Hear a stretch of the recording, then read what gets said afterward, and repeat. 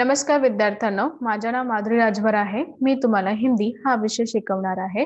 आज विद्यालय तुमच्या स्वागत करत आहे. आज जो आपल्या समोर धडा आलेला आहे त्याचं नाव काय? दोन लघुकथा आहे. काय आहे तिचं नाव? दोन लघुकथा आहे आणि हा धडाचा हा दुसरा सीझन आहे.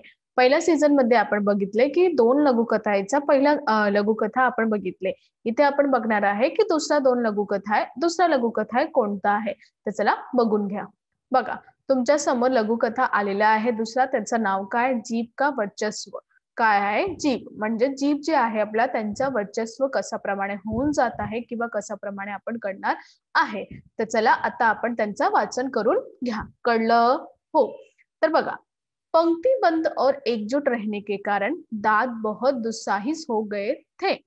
इथे काय म्हणाले आहे की पंक्तिबंद म्हणजे एकाही पंक्तीतून किंवा एकही ओळीतून किंवा एकजूट न राहणार त्यांचं कारण दात जे आहे, दत्त जे आहे ते जे खूपच दुस्साहिस होऊन जात आहे. काय आहे? दुस्साहसी होऊन जात आहे. एक दिन वे गर्व में चूर होकर जिव्या से बोले. आणि एका दिवशी ते गर्वातून म्हणजे खूपच घमंडातून किंवा प्रचंड घमंडातून चूर होऊन जिव्हा यांना सांगत आहे. काय बोलत आहे? नीट प्रमाणे ऐकून घ्या. हम 32 घनिष्ठ मित्र है. आम्ही जे 32 जे आहे घनिष्ठ मित्र आहे. कोण? दंत किंवा दात असं म्हणतात की आम्ही जे 32 लोक आहे ते खूपच घनिष्ठ म्हणजे खूपच एकमेकाशी बोलणारा किंवा एकमेकाशी राहणारा घनिष्ठ मित्र आहे. मित्र म्हणजे दोस्ते किंवा मित्र आहे. एक से एक मजबूत आणि एकसारखा एक खूपच मोठ्या प्रमाणे मजबूत आहे. आणि तू ठहरी अकेली आणि तू काय आहे? एकटीच आहे. आमच्याकडे 32 लोक आहे म्हणून तू कसं आहे? एकटीच आहे, अकेली आहे. चाहे तो तुझे बाहर ही निकाल दे. आणि ते काय सांगत आहे की माझा चढणार आहे किंवा आमचा चढणार आहे तर आम्ही त्यांना बाहेर काढू शकतो. कारण की तू एकटीच आहे आणि आम्ही 32 लोक आहे असं त्यांनी सांगितले. कोणी कोणाला सांगितले? असे दत्तनी किंवा दातनी जीभ यांना सांगितले आहे. जिव्हा ने पहिली बार ऐसा कुलसित विचार सुना था. आणि जिव्हा जे आहे ते जीभ जे आहे ते पहिली बार हा सगळं ऐकत होते आणि कलुषित म्हणजे खूपच वाईट त्यांना वाटत होते. कलुषित विचार ते ऐकले होते आणि त्यांच्या मनात असं होते की काही मला असं सांगत आहे, मी तर त्यांना सांगितलेही नाही काही पण असं त्यांना काय सांगत आहे. व हसकर बोली. तेवढा ते काहीही सांगताना ते हसून आनंदीने बोलली, ऊपर से एकदम सफेद और स्वच्छ हो पर मन से बडे कपटी हो. आणि त्यांनी खूपच चांगली प्रमाणे एक गोष्टी त्यांनी सांगितली दंताला किंवा दातला की तू उपर म्हणजे उपरातून ते बाहेरून तो खूपच साफ सफेद पांढऱ्या रंगाचा आहे परंतु स्वच्छ आहे, परंतु तुझा मनात खूपच कपट आहे. म्हणजे तू खूपच मनातून कपटी आहे. त्याच्या मनात अजून काही चाललेलं आहे ते मला माहित नाही, परंतु तू मनात खूपच कपटी आहे असं त्यांनी सांगितले. हा यातून तुम्हाला कळलेलं आहे की नाही? हो. तर चला अजून बघून घ्या. बघा,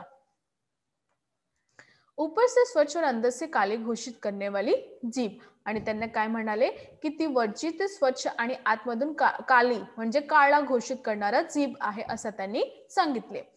वाचलता छोड अपनी औकात में रे. आणि त्यांनी काय सांगितले की तू मला काहीही सांग नाही आणि तुझा औकात मध्ये तू राहा असं त्यांनी सांगितले.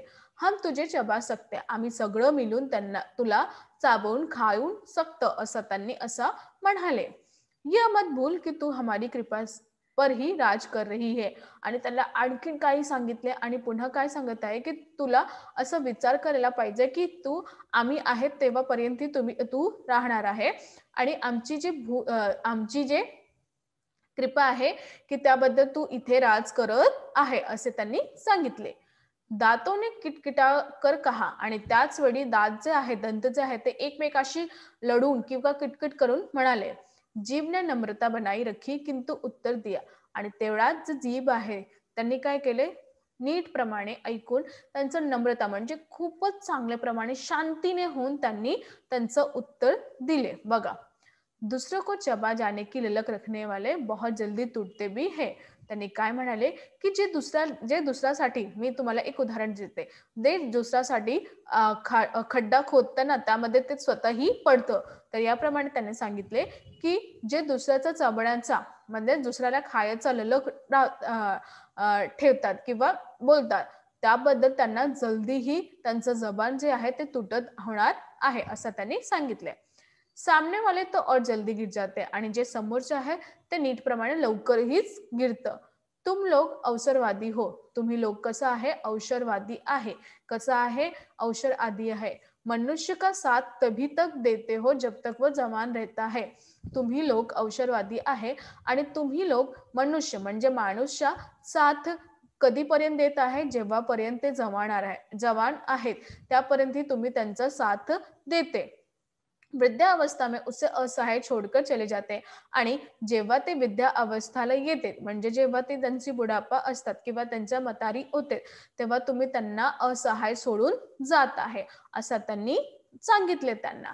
तर तुम्ही इथे बघणार की इथे एक चित्र पण दिलेलं आहे की कशा प्रमाणे हा जो जीभ बाहेर आलेला आहे आणि हा जो दंत हे सगळं त्यांना काहीतरी सांगत आहे. कळलं की नाही? हो. तर अजून काय आहे बघून घ्या. बघा, शक्तिशाली दात भी आखिर अपनी हार क्यों मानने लगा. आणि त्या ऐकल्यावर जे शक्तिशाली दात आहे ते आपला हार नाही मानू शकता. बोले हमारी जड़े बहुत गहरी है. आणि त्यांनी काय सांगितले, आमची जे जड आहे ते खूपच गहरी आहे, म्हणजे खूपच मजबूत आणि खूपच गहरी आहे.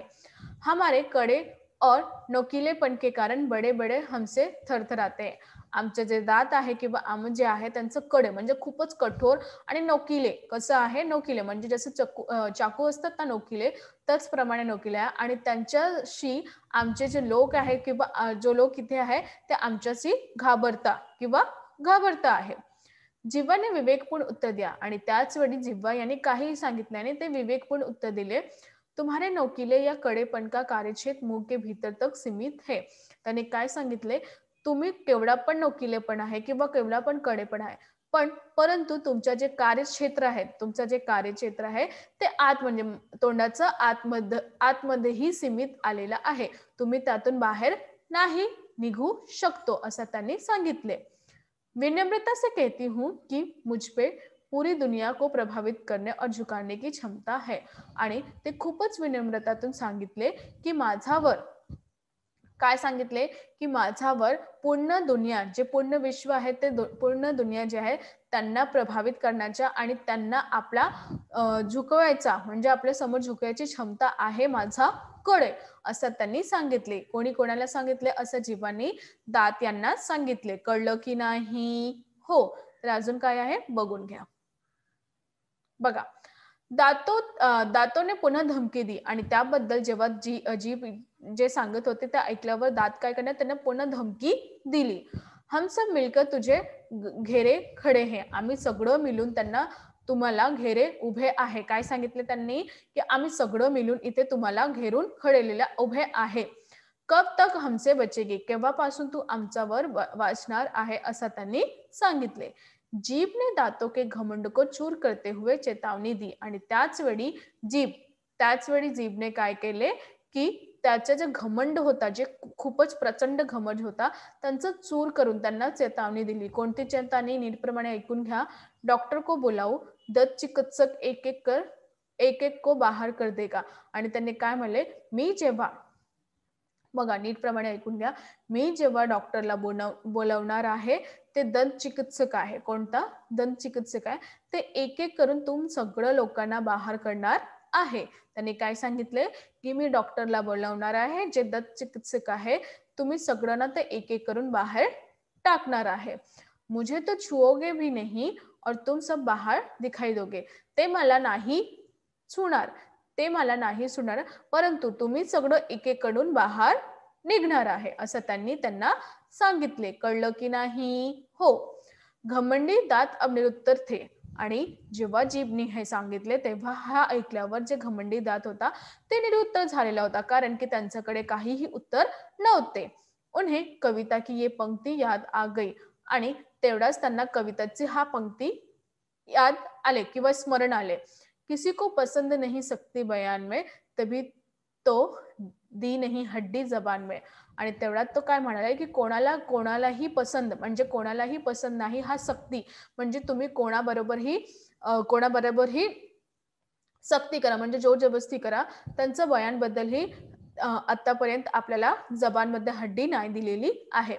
घमंडी दातों ने आखिर जीभ का लोहा मान लिया. आणि घमंडी जे दात आहे ते आखिरकार त्यांनी जीवाला लोहा मानलेला होता. काय मानलेला होता? जीवाला लोहा मानलेला होता.